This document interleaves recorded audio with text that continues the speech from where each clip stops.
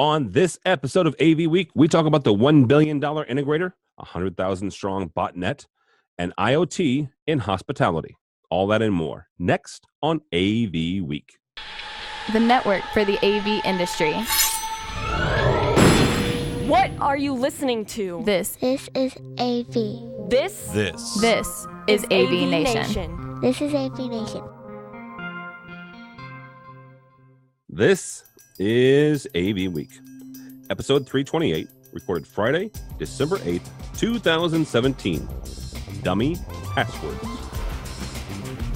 Support for AVNation is brought to you by Kramer, AV Beyond the Box, and by Peerless AV, the official outdoor display provider of Daytona International Speedway. This is AV Week, your weekly wrap-up of audio-visual news and information. My name is Tim Albright. I am your host. With us to talk about the news and information that we have gathered for this week. First and foremost, my buddy and pal and fellow podcaster. His name is Nate Snyder. How are you, sir? I'm doing well, Tim. Thank you so much for having me on the show. Absolutely. Fourth time back. I've been counting. This is my fourth appearance. So fourth? I'm excited. We gotta get you on more, dude. That's like less than one a year. That's ridiculous. I should talk to my producer about that. So that would be me. Next up is Mr. McCormick, Craig McCormick from Commercial Integrator. How are you, sir? Doing well, and somehow I slipped through security and was able to get on the show again. So thank you for having me back. This might be your second time and last. So. Oh boy. I'm joking. I like Craig and the Commercial Integrator guys, and I will. This is be the only sports reference I'll do. I somehow ended up with two Patriots and two Red Sox fans on my show today, so I'm not quite sure how I ended up with that. So. That would be Craig and Nate. So last but not least, he's a new guy, so you two please be nice to him. His name is Rob Verne. He is from Vadio. How are you, sir? Doing great. Excited to be here. Excited. You know what? Try it at least once. That's all I'm going to say. Just try it at least once. You may not like it, but try it at least once. All right, let's kick this off.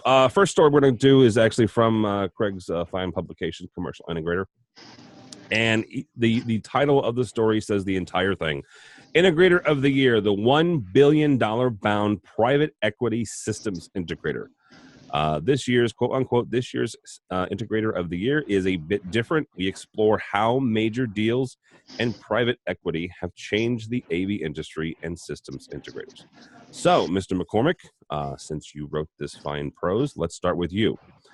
How is it changing the face of AV, and how is it changing how integration firms go to market? Well, the biggest change is that private equity companies and venture capitalists are throwing their money towards the AV industry, which is something that's a relatively new phenomenon. I know it's been going on in certain areas for a while, but the magnitude of it is a lot more than it's ever been. And the reason for that is because they see growth opportunities here. They see, an opportunity to not only make some money, but also to get their foot in an industry that's, that's certainly growing and maturing and on the rise, I guess, is the best way to put it. So you said magnitude. Define that. Are you talking about in sheer numbers or dollar amount? I think both. I think there's a lot more companies that are investing, and certainly we saw it with Biamp getting bought earlier this week or last week. That's another venture capital company that's getting involved in the AV industry on the manufacturer side. So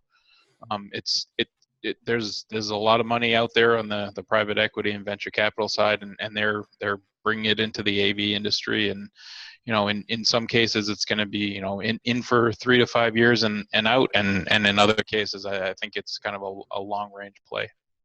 So can I jump in for a minute? Yeah, here? Absolutely. So when you mentioned magnitude, so the magnitude factor that first came to my mind, and I'll just read a quote from the article. It says, the push toward 1 billion is happening for us because we're able to provide more solutions to our customers than we ever did before. So I'm wondering the magnitude of types of solutions that are getting these companies closer to 1 billion. Is it conference rooms? Is it cookie cutter rooms? Or like how much custom is in this $1 billion figure versus maybe things that are coming from the IT world, more commodity-based solutions? Is that something that you guys were tracking, Craig, or do you have a feel for that? I don't have specific percentages or dollars or anything like that when it comes to that sort of thing. But certainly the the 1 billion bound is there's a couple of firms that are closing in on being $1 billion in revenue. It may not happen in 2018, but it's going to happen very very soon. That we're going to have a $1 billion AV company, which I know when I started working at Commercial Integrator in 2011 that I never thought that was anything possible. I mean, AVI SPL was so far ahead of everybody, and they were around 500 million or something at 5 years ago, maybe less than that. But well, and let me clarify something really quickly, because you're the $1 billion, that's the $1 billion integrator, right? Correct. We have probably a handful, not a lot, but a handful of $1 billion manufacturing companies. Yep. And consortiums. Let's be clear. I mean, there are a couple of folks who are single entity that are approaching $1 billion, but there are a number of folks who are consortiums, several companies kind of put together that are $1 billion and then some.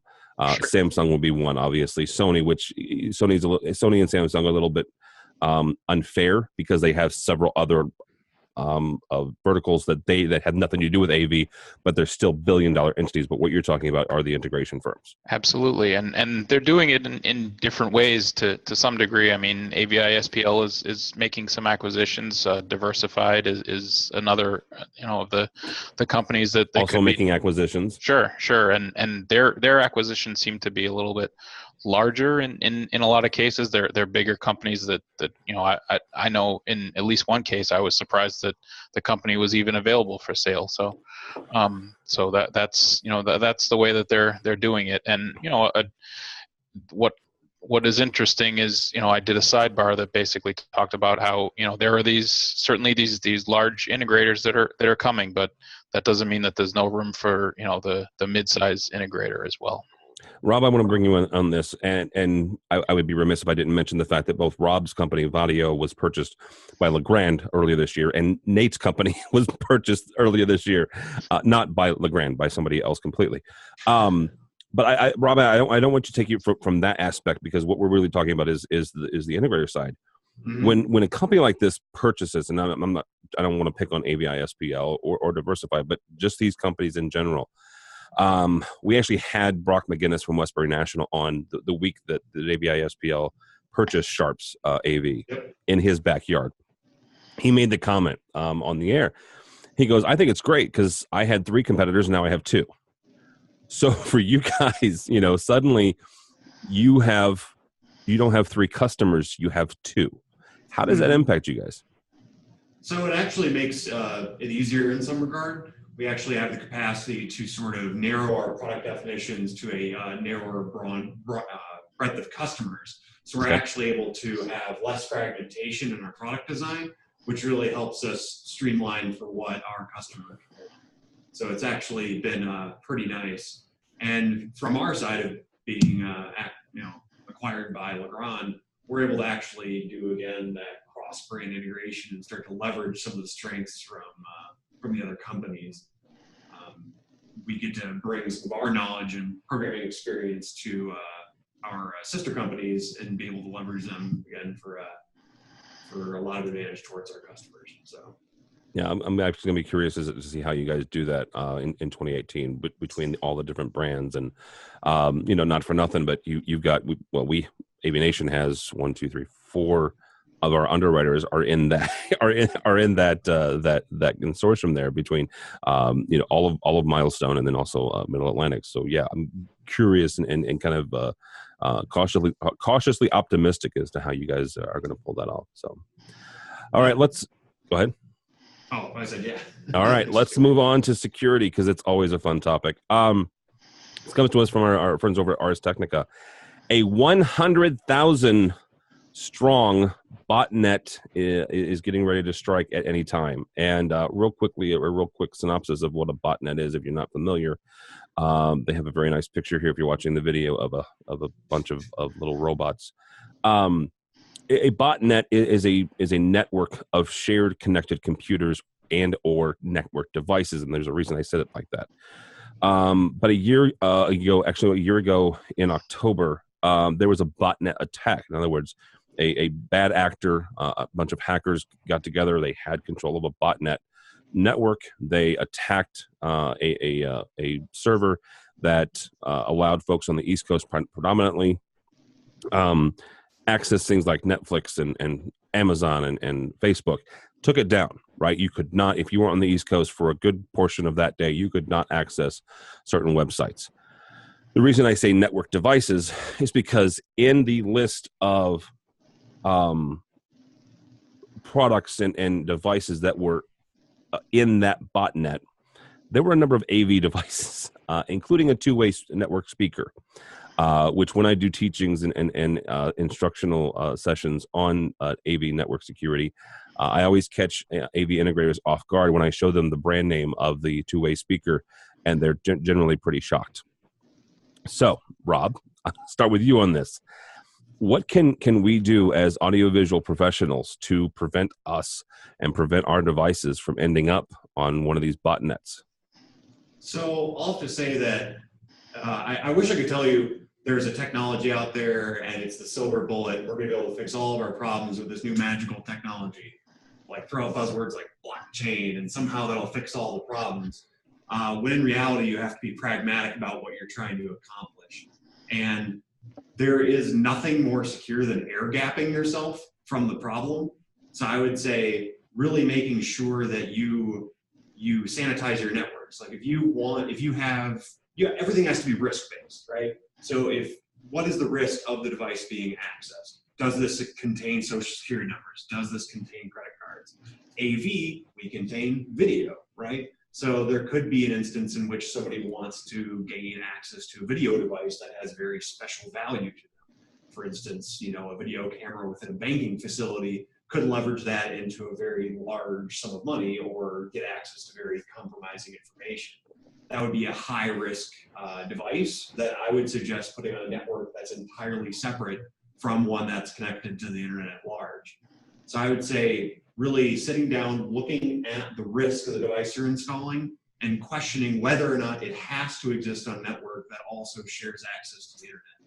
Because in reality, if it's connected to the internet and someone is motivated enough, they can potentially compromise that device. Now, of course, hackers are predominantly lazy. They go after the easiest, the lowest hanging fruit. As an example, they use default passwords, default settings, old bugs that they assume people haven't fixed. So if you're just even slightly above the bottom rung, you're generally protected from these major botnets. So really, a lot of these devices out there that are getting compromised are not really, security isn't on the map for them, which is a very tragic mistake for products to be rolling out. Security has to be in the discussion. Otherwise, you are really subjecting your brand to significant damage through that. You really need to prioritize that just as a decision in order to have people have confidence in your products going forward. Otherwise, you're really leaving yourself open to a lot of vulnerabilities. Absolutely. One of the things I want to point out is in these security classes that I teach, I will bring up a website called Shodan.io. Shodan is a search engine for network connected devices. And if you type in brand X, Y, and Z, you're going to get a number of this. And actually, I do this in the class. I type in a couple of control processors manufacturers, and some of them come up as accessible, and you can access them right there if they're not, like Rob said, they haven't done something as simple as change the login and password, or there isn't one, right? They haven't set one up. So absolutely, that's number one is if there's a login and password and it's defaulted, change it and document that you've changed it and give that to the client. Mr. Snyder, go ahead, Rob. Okay, yeah, so I would say in the analysis I've done is people end up being the weakest link in this chain. So if you're wondering ways you can protect yourself, it's ironically not technological improvements, it's culture and human improvements to actually make these installations more safe. Yep, absolutely. Agreed. All right, Nate's company he works for, he's a great audiovisual professional. You work in a medical facility or medical systems? How important is this? Is the security of your systems and the stuff that you guys are putting in? Yeah, it's really important. It's one of the first things that when we're planning a project and we're in early planning stages. You think about things like conduit and how big, how wide of a conduit you're going to need from point A to point B and to get your signals to and from and routed around the room. During that same time frame, we're thinking about the network and who do we need to coordinate with at the hospital. Who are the people that hold the keys to the kingdom in terms of the network? Because it's not the same at every hospital. But we have a very, very thorough process we go through to communicate with whether it's biomed or whether the hospital has its own IT department or whoever, to make sure we tell them, here, this is exactly what we need. This is what we're going to be doing. Maybe ports we're going to be using, things like that. So that's really where it comes into play, is kind of being transparent and saying, here's what we need to do. Here's what we're asking from you. And then they come back and we work through it. And I'm actually not really part of that process, but I know it goes on and it's very thorough. And to be honest, our service department are the folks that initiate those conversations, because they're the ones building relationships with the site long term. So it doesn't even really go through me. Hugely important to be aware of the security and anything going on the network. And pretty much everything is these days. So everything is in some way, some sort of network. Yep. Mr. McCormick, as you're traipsing across the globe and you're talking to integrators, what is your sense? I mean, do most integrators understand the security risk, or are they still playing catch up and trying to develop a security plan for their installations?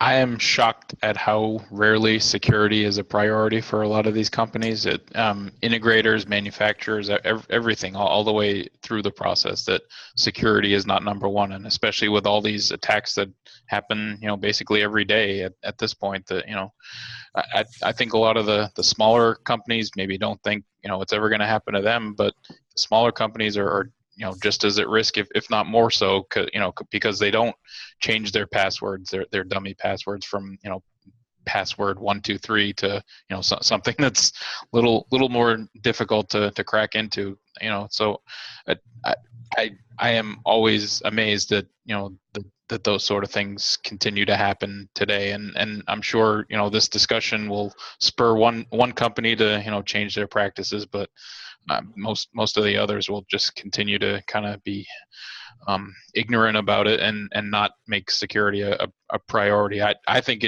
security has to be part of every proposal that they put together, and not give the customer a choice. We have to secure these devices on this network. It's part of the job. You're going to have to pay for it, because if you don't do it and then we get hacked into, then that's on you. You're going to come complaining to us that we didn't do what we were supposed to do. So yep, absolutely. And if I could jump in and add one more thing to this, I think contacting a third party as a systems integrator, contacting somebody from outside your company that is skilled in their professional vulnerability exploiters. They're basically hackers that their main goal in life is to find vulnerabilities in systems, and so maybe working with them. But that usually happens at the manufacturer level, where a manufacturer brings out a box with Windows embedded or something like that, and they'll take it to a third party and they'll test it and see where its weaknesses are to try to improve it and patch those weaknesses before the product goes to market.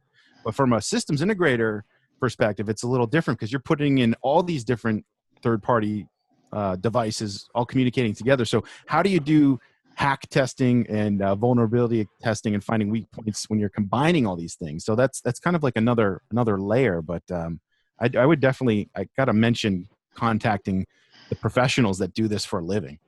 Well, one thing I would actually, to go off of Nate's point there, is you can hire somebody, right? You can absolutely hire a security professional to, not just pen test, which is a short thing of penetration testing, meaning trying to get to your devices, right?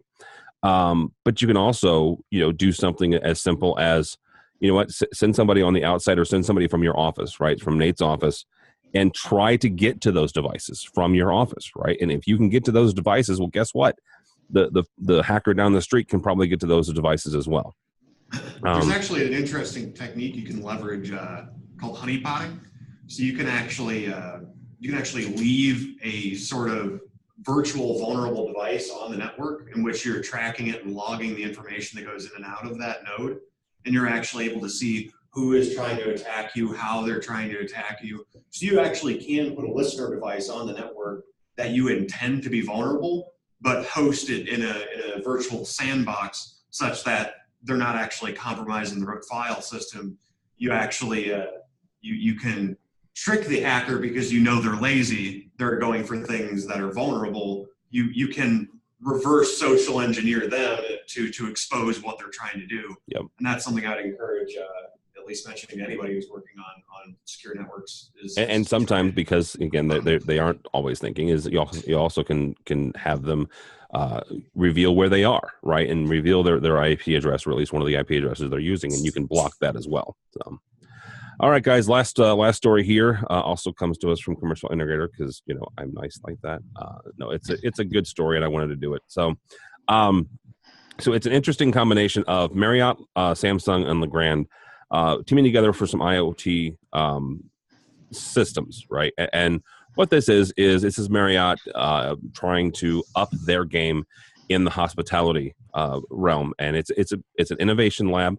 It's where they're trying to work together with both Samsung and Legrand and develop a new user experience. Talking with Harman last year at ISC, and talking with them about their work with Marriott, they made the comment. They said, you know what, hospitality is actually undergoing a dramatic shift as well, much like taxi services are, and it's the same reason, right? You have Uber and Lyft with taxi service.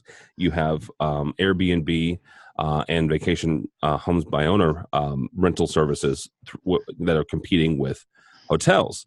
Hotels have got to create a new user experience that you simply cannot get by renting someone's apartment, right? So this is one of the ways that they're doing that, is by trying to create these unique experiences that you either can't get at your house or somebody else's house for that matter, or you can, but these are highly elevated versions of those. So Nate, we'll start with you on this. When it comes to watching companies like this kind of interact and support one another and partner together, as an integrator, what are you hoping that comes out of this? Are you hoping for a roadmap? Are you hoping for design specs? What are you hoping comes out of this?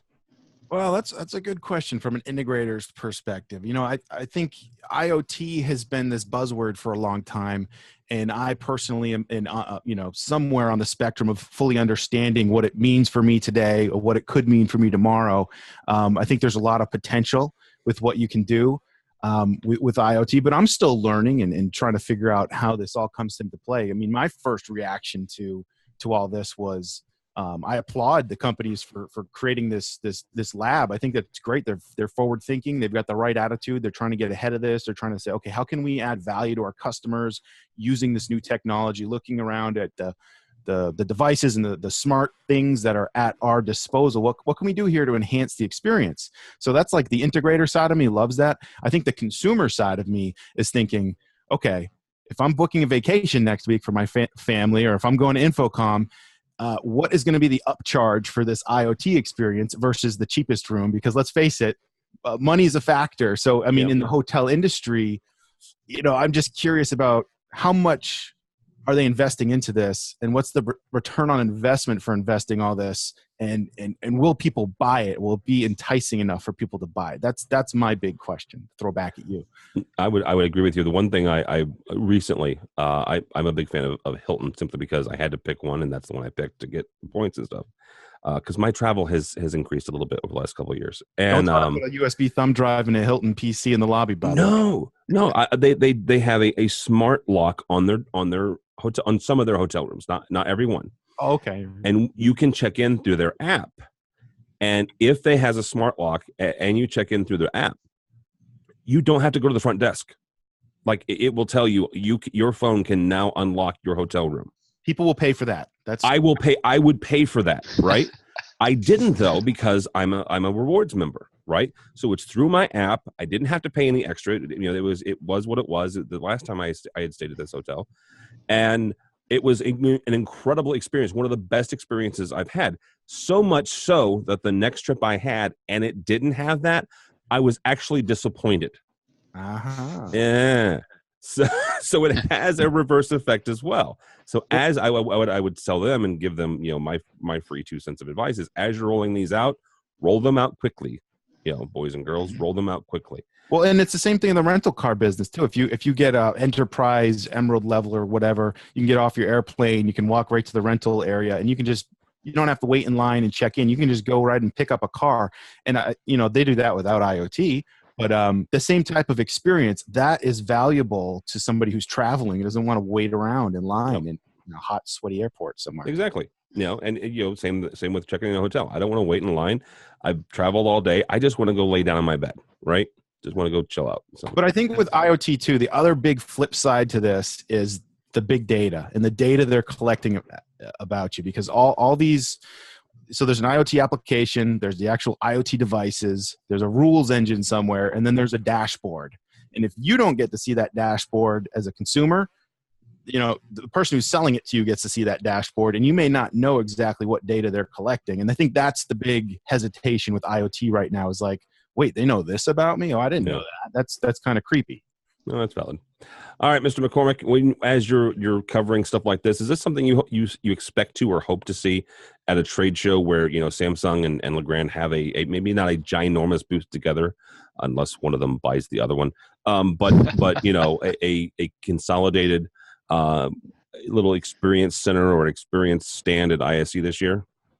I think it would definitely be cool to check it out. I think Nate kind of hit on something when he's talking about IoT and collecting information and things like that. I mean, obviously this is something for consumers and to make the hotels a little more attractive to consumers. But there's no doubt that the hotel is getting something out of it and getting information, and who knows what they end up doing with that information, whether it's changing some of the perks that they offer and things like that at in the rooms, or who knows if they're selling the list to somebody else to for some other sinister purpose that who knows. I